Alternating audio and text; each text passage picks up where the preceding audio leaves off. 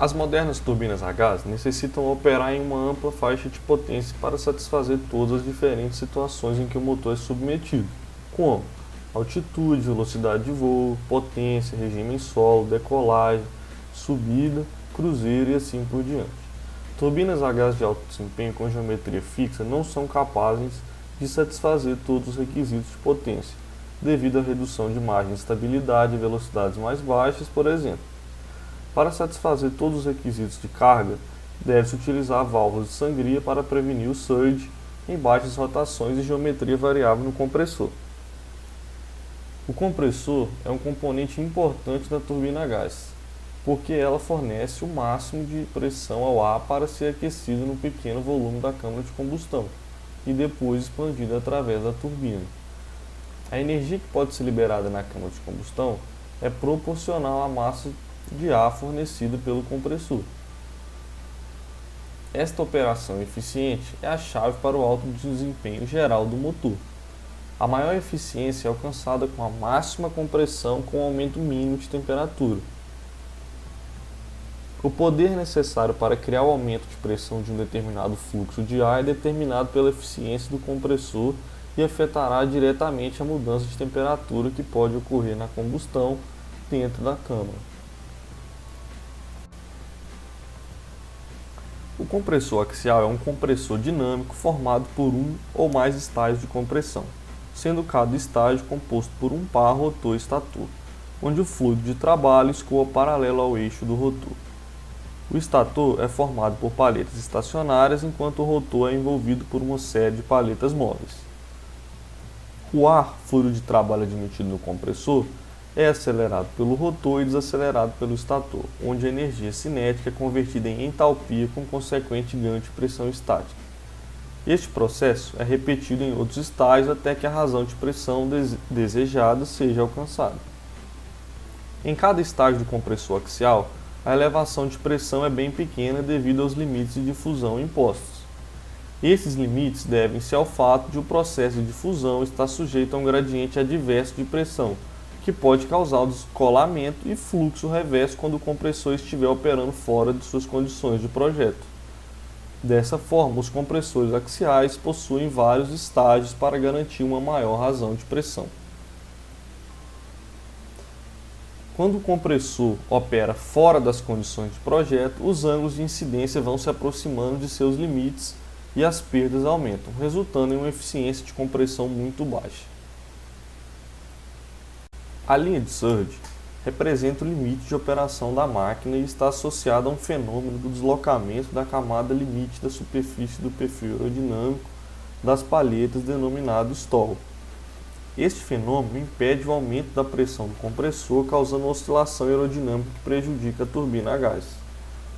Então, para evitar os problemas citados anteriormente, consideramos que, durante a operação do motor, a velocidade rotacional do rotor, o fluxo de ar e a forma cinemática do fluxo de ar através das passagens da lâmina são determinados pelo ângulo de entrada do fluxo de ar, e isso tem impacto no desempenho do compressor e em sua eficiência.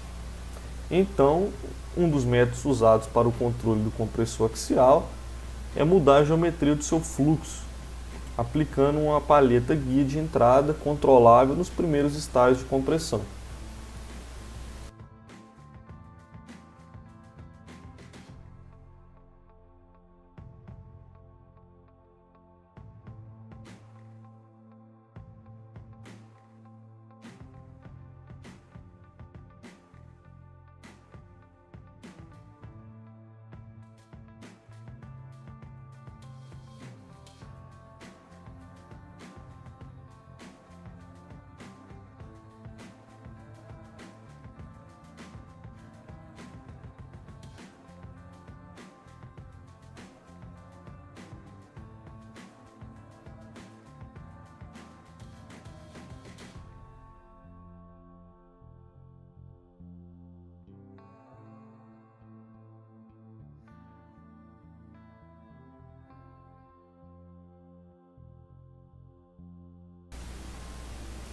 Os compressores axiais são projetados para operar com alta eficiência em altas rotações.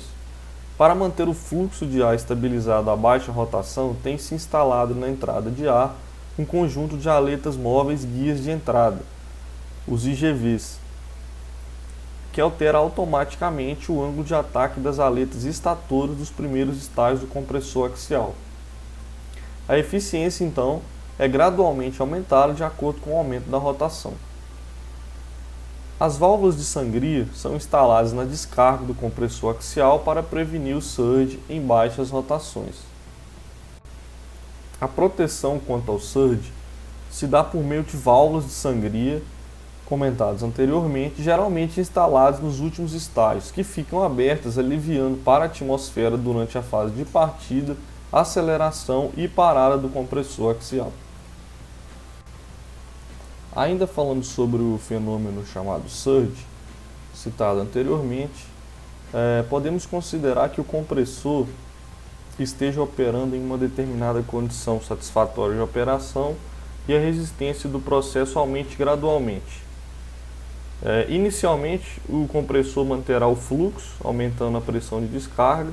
Em consequência disso, a razão de compressão irá aumentar, causando redução da vazão com queda da velocidade interna do ar.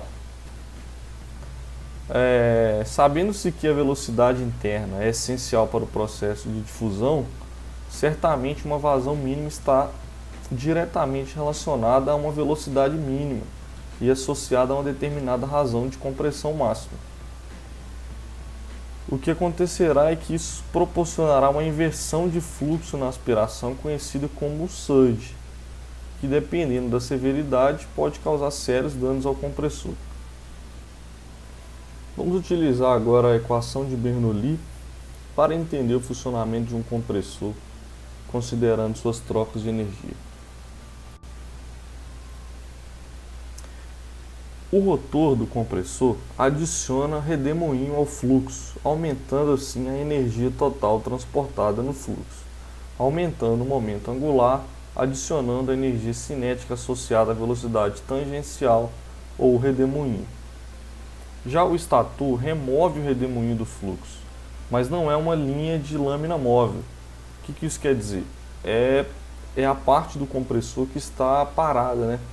É o estator, é estacionário, ela não gira. Portanto, não pode adicionar energia líquida ao fluxo. Então, em vez disso, o estator converte a energia cinética associada ao redemoinho à energia interna, aumentando a pressão estática do fluxo. Dessa forma, os perfis típicos de velocidade e pressão através de um compressor axial de múltiplos estágios se parecem com esses mostrados na figura. Através da figura, podemos observar que o IGV não adiciona energia ao fluxo. Ele é projetado somente para adicionar redemoinho na direção do movimento do rotor, para diminuir o número de Mach do fluxo em relação às pás do rotor, e assim melhorar o desempenho aerodinâmico. Agora podemos ver os triângulos de velocidade para um estágio compressor axial representado pelas IGVs, pelo rotor e pelo estator. Ao desenhar esses diagramas de velocidade, é importante observar que o fluxo normalmente deixa as bordas finais das pás aproximadamente no ângulo da borda de fuga, na estrutura de coordenadas conectada à lâmina, ou seja, a estrutura relativa para o rotor e estrutura absoluta para o estator. Agora podemos ver algumas equações, sendo uma delas a equação de turbina de Euler, em termos de parâmetros de projeto. Assim podemos ver então que a temperatura total ou de estagnação aumenta ao longo dos estágios, aumentando o número de Mach ao quadrado para ângulos de lâmina positivos fixos. Isso faz com que diminua o aumento do fluxo de massa. Esse comportamento também pode ser visto pelo gráfico mostrado a seguir.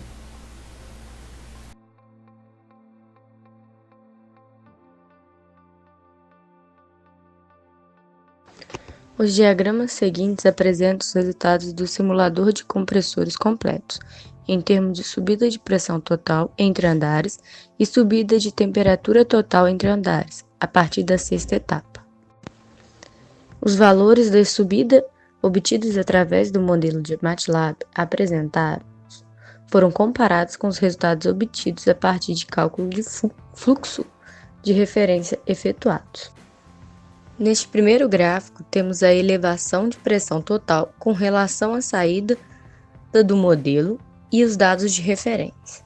Como os dados base, temos 100% da abertura das aletas e uma relação de pressão de 1,07.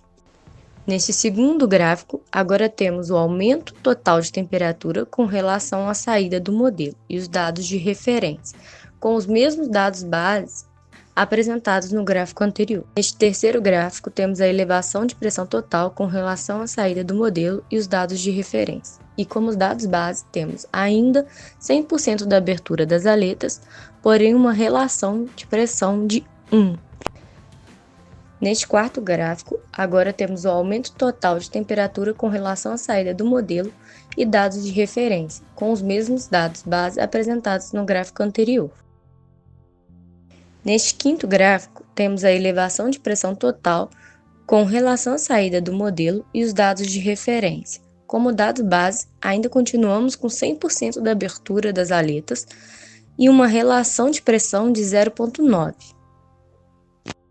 Neste sexto gráfico, temos aumento total de temperatura com relação à saída do modelo e os dados de referência com os mesmos dados base apresentados no gráfico anterior. Agora, iremos apresentar gráficos onde a alteração não irá ocorrer somente na relação de pressão, e sim também na abertura das paletas guias. O oitavo gráfico apresenta um aumento total de temperatura com relação à saída do modelo e os dados de referência, com os mesmos dados base apresentados no gráfico anterior. Agora, iremos apresentar gráficos onde a alteração não irá ocorrer somente na relação de pressão, e sim também na abertura das paletas guias. O nono gráfico apresenta a elevação de pressão total com relação à saída do modelo e os dados de referência.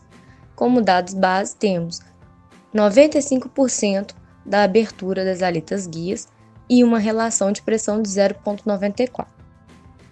O décimo gráfico apresenta o aumento total de temperatura com relação à saída do modelo e os dados de referência com os mesmos dados base apresentados no gráfico anterior.